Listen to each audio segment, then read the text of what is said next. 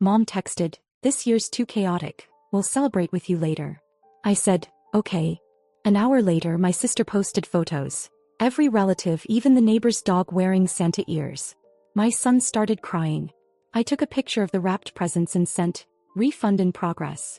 40 minutes later, Dad was outside pounding the door, screaming my name. I don't think I've ever felt that kind of anger before. Not even when my sister Ashley forgot to invite me to her engagement party, or when my parents told me it was probably for the best that I didn't show up to Thanksgiving, just to keep things simple. But this hit different. It was Christmas Eve. Tyler was on the floor building a cardboard gingerbread house, and I was cleaning up the last of the wrapping scraps. I'd just placed the final gift under our tree when Mom's text came in. "This year's too chaotic. We'll celebrate with you later." I stared at it, waiting for the rest of the message. An apology. An explanation. Something. But that was it. No one called. No one followed up. 10 minutes later, Ashley posted on her story. A boomerang of champagne glasses clinking in Mom and Dad's kitchen. My aunt, my cousins, Uncle Rick, Ashley's boyfriend, holding the baby like he's been a proud stepdad for years. The house was decked out in garlands and lights. Someone even dressed the neighbor's stupid Pomeranian in a Santa outfit. Every single person was there. Except us. I was still staring at my screen when Tyler asked if we were going over soon. I told him no. I kept my voice steady, but something inside me snapped. Not out of sadness. Out of pure white-hot rage. Because what they didn't know was that I went all out this year. I'd been working overtime since September. Late-night office cleanings after my regular job. Skipped every lunch break to save gas. I didn't even buy myself a new coat. But I got them everything they ever said they wanted. For Mom and Dad, the Breville espresso machine they always pointed at in catalogs. I found it on sale and paid it off in chunks. For Ashley, the exact bottle of discontinued perfume she cried about losing 3 years ago. I tracked it down in Italy and paid international shipping. Even Tyler helped me wrap everything with gold paper and velvet ribbons. And they had the nerve to tell me Christmas was too chaotic. I lined all the gifts up on the coffee table, turned the lights on just right, and snapped a photo. I posted it to the family group chat. Caption, "Refund in progress." That was at 6:12 p.m. At 6:53, someone started banging on my door so hard it shook the frame. Tyler ran into the kitchen. I looked through the peephole. It was Dad, yelling my name, over and over. I didn't open it. I just stood there, frozen behind the door, heart pounding, not from fear but from something else. A lifetime of being the afterthought was crawling up my throat. Through the peephole, I watched Dad stomping around like he owned the sidewalk, jabbing his finger at the door, yelling my name like I was some rebellious teenager instead of his daughter. A single mom raising his grandson mostly alone. "Rachel, open the door. Come on." He tried the handle. Then again. Then both fists slamming the wood hard enough I thought he'd splinter it. I stepped back. "Open the damn door. This is insane." Tyler peeked out from his room, eyes wide. I told him to stay put, turn on his show loud, and wait. He nodded and closed the door quietly. He didn't ask what was going on. He didn't need to. My phone wouldn't stop vibrating. That, Ashley. Even Uncle Rick. People who hadn't texted me back in months were suddenly lighting up my screen. I opened the group chat out of sheer curiosity. "Ashley, what the hell is going on?" Then Mom, "Rachel, sweetheart, we didn't mean it like that." Then a call from Dad. Declined. Then another. I watched him through the peephole again. He was on the phone, pacing red-faced and shouting. A neighbor from 2 houses down came out with a trash bag and froze for a second, probably wondering if he should call the cops. I kind of hoped he would. I went to the living room, sat down, and looked at the coffee table. The presents were still there. Wrapped perfectly. That espresso machine. I'd even bought the extra frothing wand attachment because Dad once mentioned he liked lattes better than plain coffee. The perfume for Ashley, still in its box from Italy, unopened.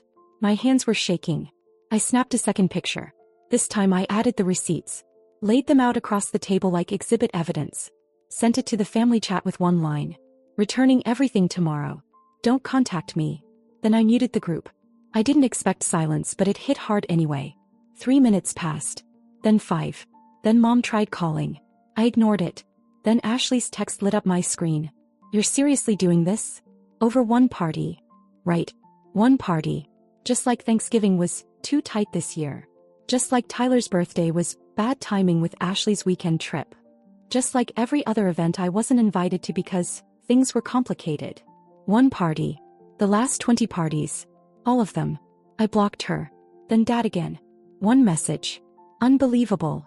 What's actually unbelievable is that it took me this long to finally say it. They were never going to include me. And now they were going to learn what it felt like to be excluded. The next morning was quiet. Not peaceful quiet, just that eerie kind where something's brewing but nobody's saying anything. Tyler woke up early and padded out in his slippers, half expecting me to say it was time to head to Grandma's. I told him we were staying home this year. He didn't argue, but he didn't smile either. I gave him his gifts. He'd been wanting a dinosaur excavation kit and a second-hand Nintendo Switch I scored from a coworker. He loved them. But there was a heaviness in the air that no gift could fix. It wasn't about the toys. It was the feeling of being left out, the knowing. Kids can feel that kind of thing.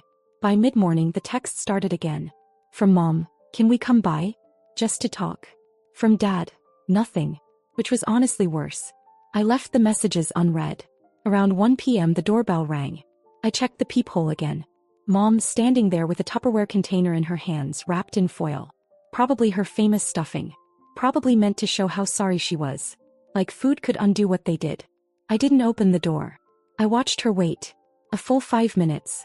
Then she left it on the porch and walked back to the car slowly like she wanted me to feel guilty. I didn't. I picked up the container and threw it in the trash. They didn't get it. Not really. They thought this was a tantrum. A dramatic overreaction.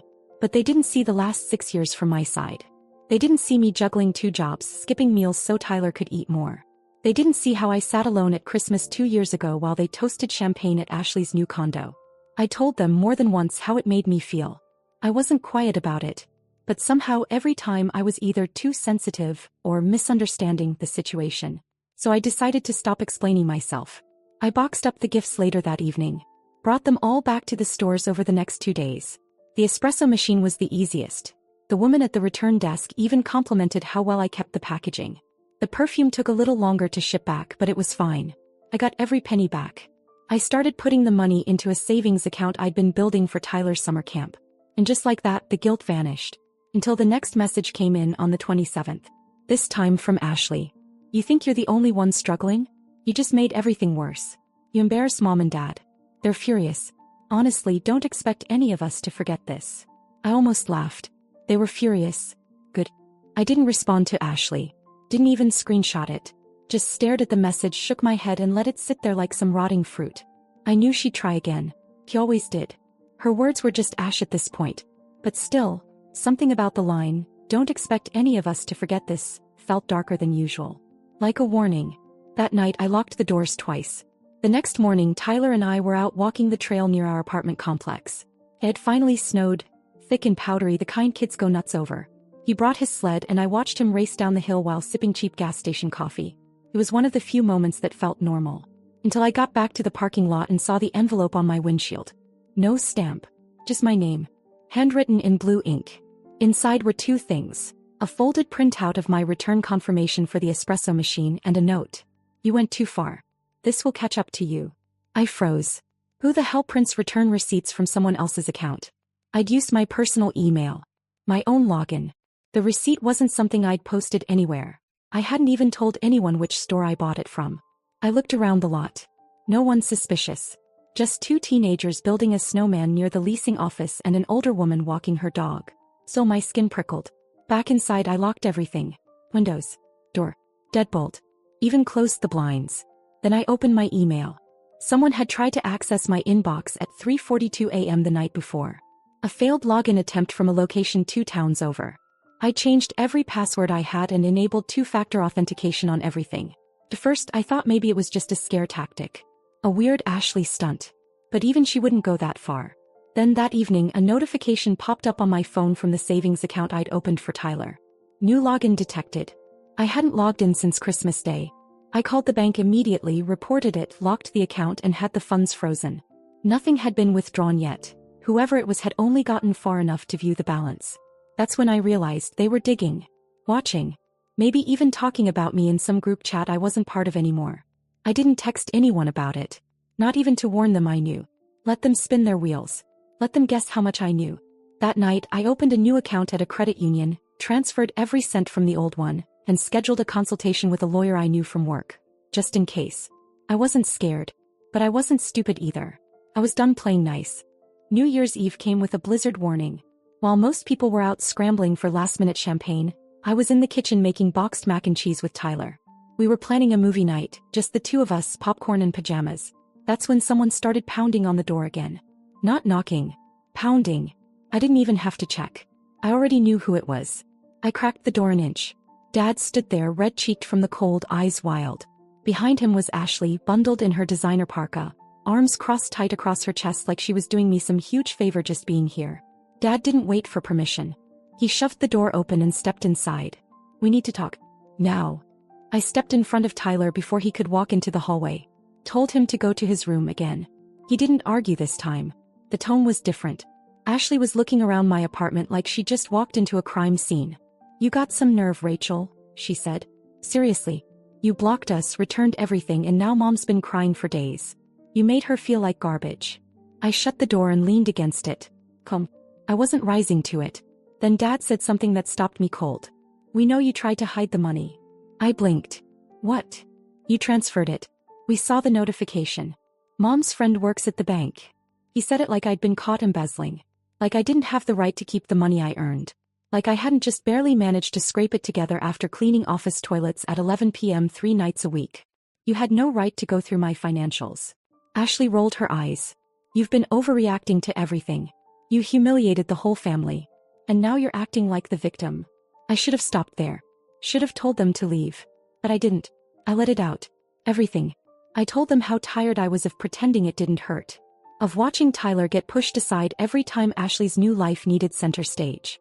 I reminded them of the birthdays, the holidays, the weekends I spent wondering what I did wrong.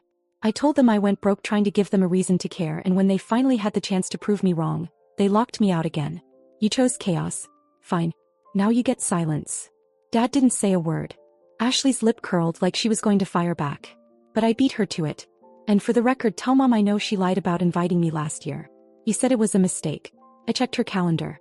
The event was titled "No Rachel This Time." That shut her up. They both stood there for a second, not knowing what to do. Like for the first time they were seeing me clearly. Not as the screw-up. Not as the afterthought. But as the one who finally drew a line and meant it. I opened the door. "You can go now. Happy New Year." They left. And that night, as fireworks popped outside our window and Tyler fell asleep on the couch, I felt something I hadn't felt in years. Peace. 2 weeks of silence. Not even a passive-aggressive text. Not a meme from Uncle Rick. Not a "hope you're well" from Mom. Nothing. And I expected that. I knew that if I called them out, really truly said what I'd been holding back for years, there'd be consequences. But what I didn't expect was how calm I felt. For once there were no guessing games. No pretending. Just quiet. Tyler was happier too. He stopped asking if Grandma was coming over, stopped checking the front window like he had after Christmas. We built a routine.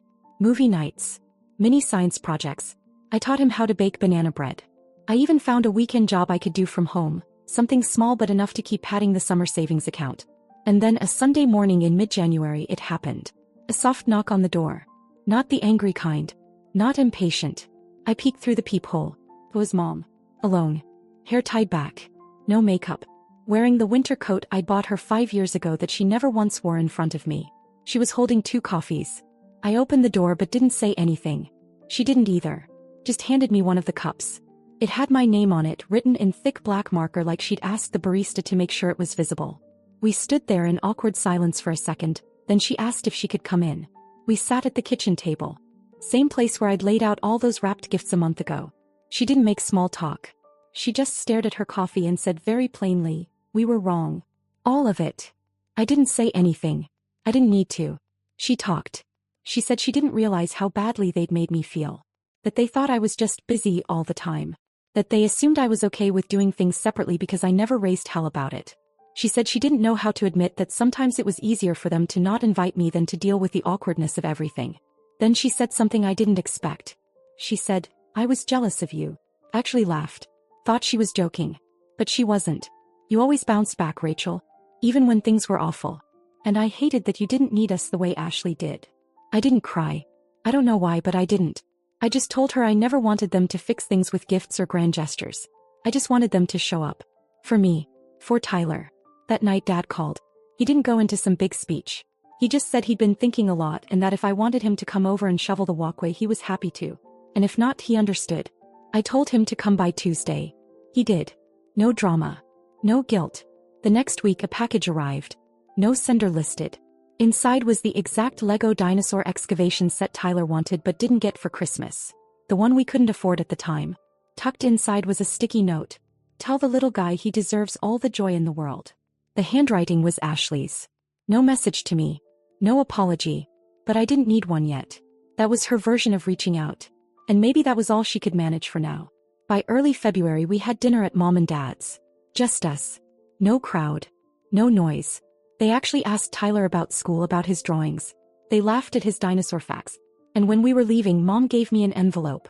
Inside was a handwritten letter. No cash. No gift card. Just her trying. She told me she wished she'd listened sooner. She told me she missed her daughter. And for the first time in a long time I believed her. By the time March rolled around, Tyler and I had a new plan. We were going to Florida for spring break.